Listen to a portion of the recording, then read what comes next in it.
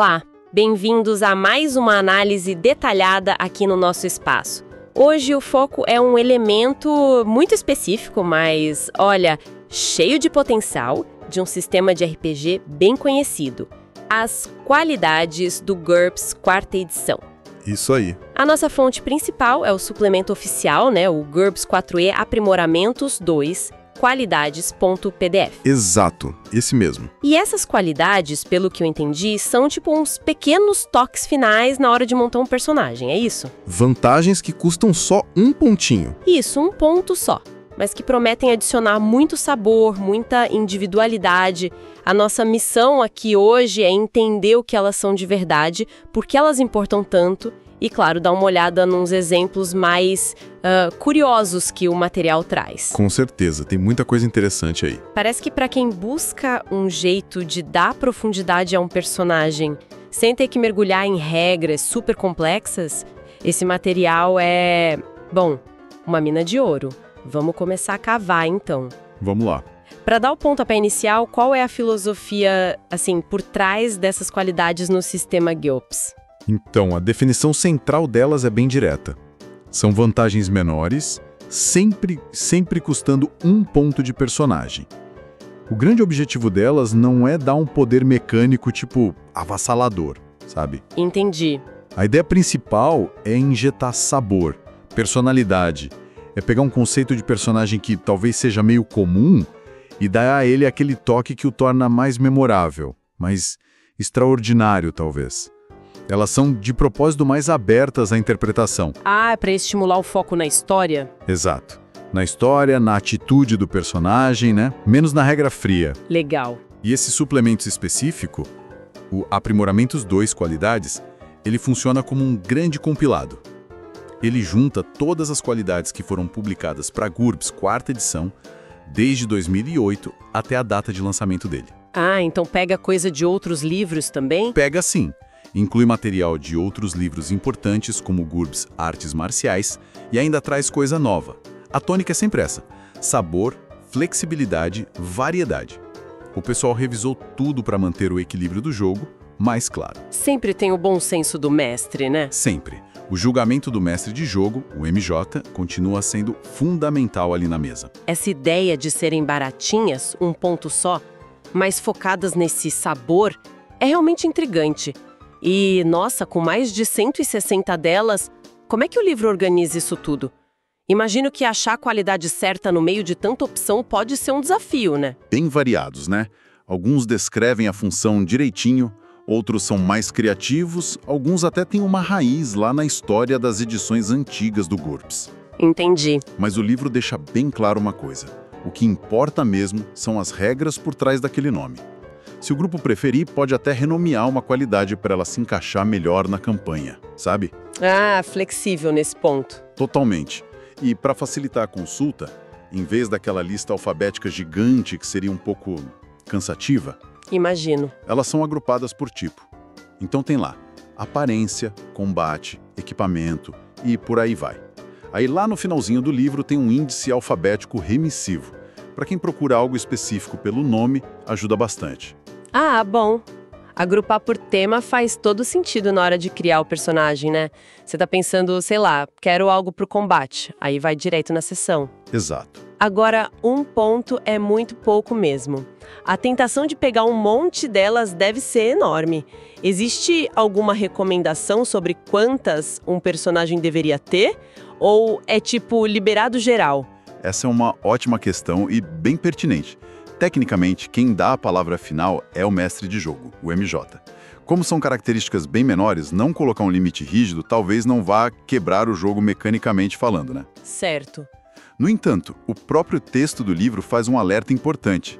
Assim como acontece com as peculiaridades, que são as desvantagens de menos um ponto, o excesso de qualidades pode acabar diluindo o conceito do personagem.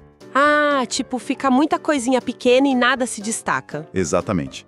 Em vez de um personagem com traços marcantes, ele vira uma maçaroca, como o texto diz, de pequenas coisas.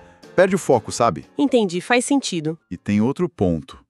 Embora cada qualidade individualmente seja pensada para ser equilibrada, a possibilidade de combinações é, bom, quase infinita. Isso aumenta a chance de surgir alguma coisa inesperada, talvez até desbalanceada, que o MJ precisa intervir para ajustar. É verdade. Então, uma sugestão prática que o livro oferece é limitar mais ou menos a uma qualidade para cada 25 pontos iniciais do personagem. Isso sem contar qualidades que já venham de um modelo racial, né? Ah, uma regra de bolso, tipo. Isso. Assim, um personagem típico de 150 pontos poderia ter, sei lá, umas 6 qualidades. É um número parecido com as 5 peculiaridades que geralmente são permitidas no GURPS. Essa regra de 1 para 25 parece um bom ponto de partida, né? Para manter o foco do personagem. Bom, vamos explorar essas categorias então. Começando por aparência. Que tipo de coisa sutil pode modificar a aparência? Ok, aparência. Essas qualidades mexem com a percepção visual do personagem, mas de forma bem mundana, sem magia, sem poderes especiais. Por exemplo, tem uma chamada rosto banal. Rosto banal, o que ela faz? Com essa qualidade, o rosto do personagem é difícil de lembrar, difícil de descrever. É ótimo para quem quer passar despercebido em multidões. Dá um bônus de +1 em testes de sombra para se esconder e impõe -1 nos testes de outras pessoas para reconhecer ele. Nossa, que útil! É, mas claro, não funciona se o personagem já tiver alguma característica muito marcante, tipo uma cicatriz enorme ou cabelo roxo, né? Tem que ser banal mesmo. Interessante, para um espião, talvez. Ou só alguém que prefere não chamar atenção mesmo. E tem algo na direção oposta que marque a aparência de forma específica? Tem sim. Existe a características clássicas. Esse símbolo, o T, indica que ela precisa de uma especialização. O jogador define um conjunto bem específico de traços para o personagem. Pode ser, sei lá, pálido e cabelos negros, bronzeado e loiro, ou traços étnicos bem definidos de um grupo X. E qual o efeito disso? O efeito é situacional.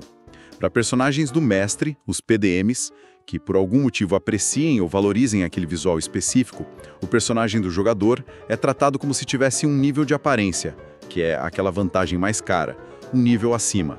Depende muito da reação dos outros, entende? Entendi. São modificações sutis, mas com bastante potencial narrativo, dependendo da campanha. Legal.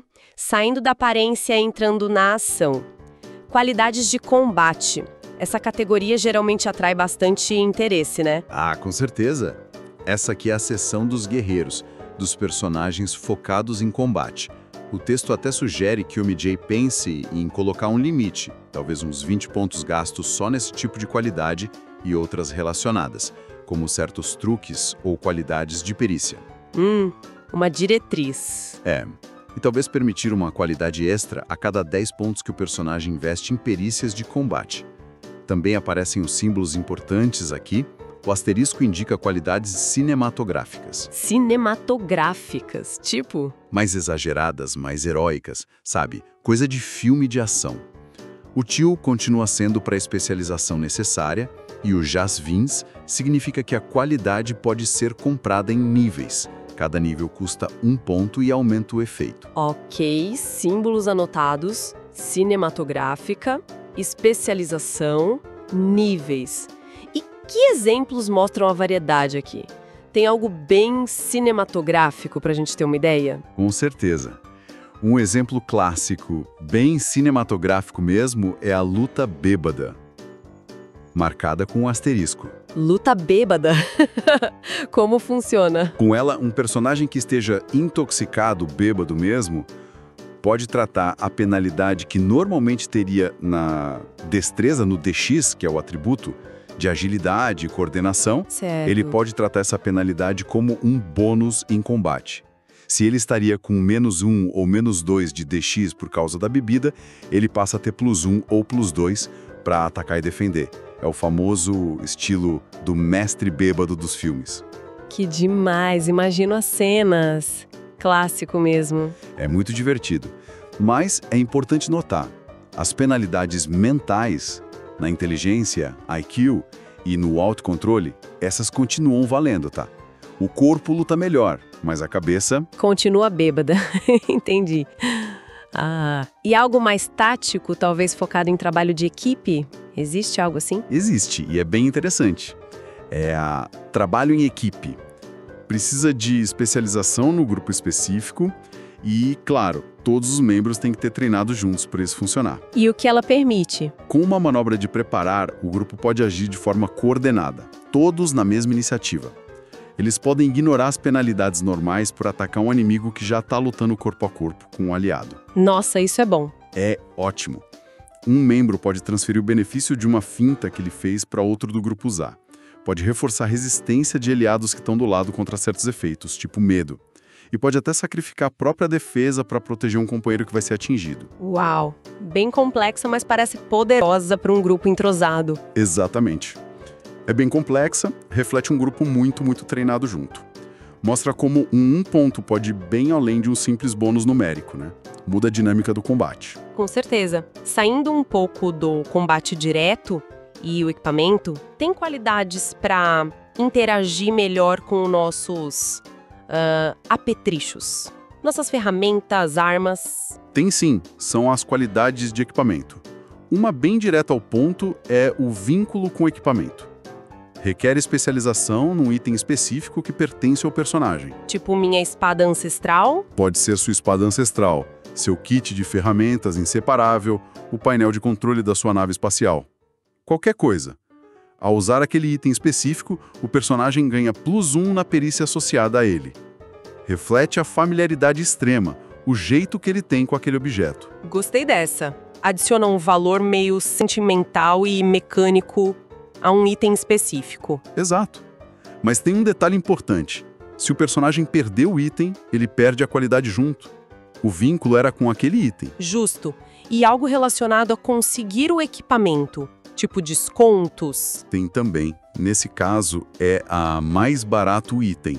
Também precisa de especialização, mas aqui é numa categoria de itens. Pode ser armas de fogo, equipamento de acampamento, componentes eletrônicos. E aí... O personagem consegue descontos quando vai comprar itens dessa categoria. Geralmente fica entre 10% e 40%, dependendo do quão ampla é a categoria que ele escolheu. Ah, interessante. Mas normalmente isso requer uma justificativa na história, sabe? Não é só um desconto mágico. Reflete alguma conexão especial. Ele é membro de uma guilda, tem um contato revendedor de confiança, algo assim. Faz sentido conectar a mecânica com o background do personagem, né? Legal. Agora vamos para um território mais diferente. Qualidades exóticas. O nome já diz tudo, imagino. Exatamente. Essas aqui geralmente precisam de uma explicação a mais na ficha do personagem. Pode ser cibernética, magia, poderes psíquicos, uma raça não humana, engenharia genética, algo fora do comum, né? E o que tem aí de exemplo? Olha, uma bem versátil é a acessório. Ela permite integrar algum dispositivo útil diretamente no corpo do personagem. Como assim, tipo ciborgue? Pode ser ciborgue, pode ser bioengenharia, pode até ser magia que fundiu o item ao corpo. Pode ser algo simples, como uma ferramenta, imagina uma chave de fenda retrátil no dedo. Ou um sensor básico, tipo um dosímetro de radiação. Um kit de perícia pequeno, como um kit de primeiros socorros na coxa, ou até componentes que normalmente seriam de um veículo, tipo um farol implantado no ombro. Nossa, isso abre um leque enorme de customização biônica ou mágica mesmo. Que doideira! E o que mais se encaixa nesse exótico? Ah, tem bastante coisa. Tem coisas ligadas a poderes sobre-humanos. A seção Qualidades de Poder lista habilidades bem menores, muitas vezes cosméticas ou de conveniência, que estão associadas a um conjunto maior de poderes, tipos que vêm no livro GURPS Poderes. Tipo o quê? Um exemplo divertido e bem comum para super-heróis é a integridade do figurino, com asterisco. Então é cinematográfica. Integridade do figurino. O que faz? Com ela, as roupas do personagem nunca ficam sujas, rasgadas ou amassadas. Não importa o que aconteça, ele tá sempre impecável. Ah!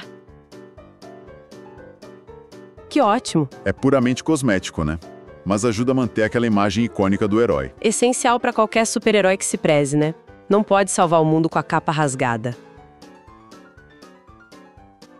E quanto às qualidades mentais e físicas? Essas parecem mais pé no chão, talvez. São mais sutis, geralmente. As mentais muitas vezes são aprendidas, como se fossem perícias. Por exemplo, tem bom com, animal ou grupo social. Ah, como funciona essa? É como ter a vantagem em empatia animal ou sensitivo, que são mais caras. Mas aqui o efeito é limitado a uma única espécie de animal, tipo só com cães ou só com cavalos. Ou a um grupo social bem específico. Crianças, idosos, burocratas, por exemplo. Dá um bônus de reação só com aquele grupo. Entendi, uma empatia focada. E as físicas? As físicas são mais inerentes ao corpo ou resultado de treino físico mesmo. Uma interessante é compactar o corpo. O personagem é um contorcionista nato ou treinado. Ele consegue, com pouco de esforço, reduzir o tamanho efetivo dele em um nível temporariamente. Pra quê? Ótimo para passar por espaços apertados, se esconder em lugares pequenos, bem útil para exploração ou infiltração. Verdade. Imaginei masmorras. Outra física é robustecer o sentido. Você escolhe um sentido, visão ou audição, por exemplo. O personagem ignora a primeira penalidade de -1 por condições ruins, tipo penumbra para visão ou ruído leve para audição. Ah, legal. E além disso, ele ganha +1 na vitalidade, no HT, que é o atributo de saúde e resistência, para resistir a efeitos relacionados àquele sentido, como ser ofuscado ou sofrer atordoamento sonoro. Compactar o corpo parece muito útil mesmo. E temos os truques. Esse nome soa como algo mais estiloso do que exatamente poderoso, né? Exato, essa é a ideia. São movimentos ou habilidades que têm mais a ver com o estilo, com conveniência, e os benefícios mecânicos são menores, muitas vezes bem cinematográficos. Tem subcategorias aqui. Tipo quais? Por exemplo, tem os truques de influência. Eles permitem usar perícias como diplomacia, lábia ou intimidação de forma não verbal, só com gestos ou expressões. Como assim? Tem o sorriso desarmante. Permite usar diplomacia para acalmar uma situação tensa com um simples sorriso amistoso. Ou o olhar terrível, que usa intimidação só com o olhar para deixar alguém desconfortável ou hesitante. São ações sutis, mas que podem ter um efeito narrativo e até mecânico pequeno. Usar intimidação só com o olhar por um ponto, nossa, parece bem eficiente para certos tipos de personagem. Que interessante. E as qualidades de perícia? Elas alteram como as perícias funcionam? É isso? Precisamente. Elas modificam as regras normais das perícias de alguma forma. Uma bem interessante é a substituição de atributo. Substituição de atributo. Ela permite usar um atributo diferente do que é o padrão para uma perícia específica. Claro, isso precisa fazer sentido na campanha e ter a aprovação do mestre, né? Dá um exemplo. Claro. Imagina pilotar um mecha, um robô gigante super complexo. Normalmente seria destreza, DX. Mas talvez o MJ concorde que, para aquele mecha específico, que depende mais de entender sistemas complexos do que de reflexos puros, o piloto possa usar a inteligência, IQ. Ou talvez usar percepção, PER, em vez de DX para dirigir um veículo, refletindo um motorista super atento ao ambiente. Uau, isso permite criar conceitos de personagens bem únicos mesmo. Especialistas que usam suas forças de maneiras inesperadas. Muito legal. E para fechar as categorias, a gente podia dar uma pincelada rápida nas qualidades sociais, sobrenaturais e de antecedente em comum, só para ter uma ideia geral. Vamos lá. Um resumo rápido, então. As sociais dão pequenas vantagens de status, relacionamento ou lugar no mundo. Um exemplo é Irmandade. Irmandade. Um grupo específico que normalmente seria hostil, pensa numa gangue rival, uma espécie de monstro, uma facção política oposta, simplesmente ignora o personagem. Não ataca, não hostiliza, a menos que ele provoque primeiro. Precisa especializar em qual grupo, claro. Útil para navegar em certos ambientes. Muito. Aí temos as sobrenaturais, que lidam com magia e o oculto, mesmo para quem não é um mago completo. Encantos, por exemplo. O que são encantos? Permitem que um personagem sem a vantagem aptidão mágica aprenda e use uma única magia específica. Ele ainda tem que pagar os pontos normais da magia, mas ele pode aprendê-la. É útil para aquele guerreiro que sabe uma única magia de proteção que o mentor ensinou, sabe? Entendi. E as de antecedente em comum? O nome é sugestivo. Pois é, essas são basicamente permissões para quebrar as regras normais da campanha. De alguma forma. São exceções justificadas pelo background. Por exemplo, treinamento em comum. E o que ela faz? Permite que o personagem cumpra uma perícia ou uma técnica que, naquele cenário específico, seria considerada cinematográfica demais ou irrealista ou talvez proibida. Geralmente vem com alguma restrição de uso ou precisa de uma justificativa muito boa na história do personagem. permite aquele toque de exceção. Ufa! Realmente um cardápio gigantesco de opções de um ponto. Fica bem claro que o foco não é no poder bruto mesmo, né? Exatamente. O que a gente vê emergindo dessa exploração toda é um conjunto enorme de ferramentas de microcustomização, eu diria. As qualidades, apesar desse custo mínimo, oferecem basicamente 3 tipos principais de benefícios, né? Quais seriam? Primeiro, pequenos ajustes mecânicos, um bônus aqui, uma redução de penalidade ali. Segundo, permissões para quebrar ou ignorar regras específicas, usar outro atributo para perícia, ignorar penalidades de falta de familiaridade com equipamento, etc. Certo. E terceiro, efeitos puramente narrativos ou de conveniência, que enriquecem a interpretação. Como a integridade do figurino, o fio condutor que liga tudo isso é adicionar detalhes, singularidade ao personagem. Concordo plenamente. Vimos como uma única escolha de um ponto pode pegar um arquétipo comum, o guerreiro, o espião, o negociador, e dar a ele um traço memorável, uma habilidade peculiar, um vínculo especial com um objeto ou grupo, ou até uma pequena exceção às regras que o torna distinto dos outros. Isso. É um belo exemplo de como um sistema como o GURPS, que se propõe a ser essa caixa de ferramentas, oferece profundidade não só nas grandes vantagens e desvantagens, mas também nesses pequenos detalhes. Incentiva a gente a pensar no personagem para além dos números principais. Aquele sabor mencionado lá no início realmente parece ser o ingrediente principal aqui, né? Totalmente. Reflete bem essa filosofia de design modular do GURPS. Incentiva o jogador e o mestre a olharem para as peculiaridades, para os hábitos, para os treinamentos especializados, para as conexões sociais ou materiais que fazem um personagem ser quem ele é dentro daquele mundo de jogo. Vai além dos atributos e perícias principais. A flexibilidade e esse foco na personalidade são marcas registradas dessa lista imensa de qualidades. Exploramos hoje, então, esse catálogo fascinante de possibilidades que veio lá do suplemento GURPS 4E Aprimoramentos 2 Qualidades.pdf. Vimos como esses pequenos investimentos de um ponto podem fazer uma diferença danada na aparência, no combate, nas perícias, nas interações e até em capacidades exóticas de um personagem. E para deixar talvez uma reflexão final para o pessoal que está ouvindo, considerando essa variedade toda que a gente viu, desde o mundano rosto banal, passando pelo útil vínculo com equipamento, até o exótico acessório, ou o cinematográfico luta bêbada. Qual pequena característica de um ponto poderia ser aquela faísca para transformar um conceito de personagem que parece familiar em algo verdadeiramente inesperado ou inesquecível na próxima campanha de vocês? Fica a pergunta no ar. Uma excelente provocação para a gente pensar. Com isso, então, encerramos nossa análise aprofundada de hoje. Obrigada pela companhia e até a próxima. Até a próxima.